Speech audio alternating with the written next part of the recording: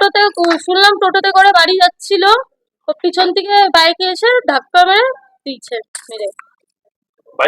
শুনছিলাম বাইক আলা নাকি মদ খেয়েছিল, নিশা করেছিল, নিশা করে ইচ্ছা করে মেরে দিয়েছে।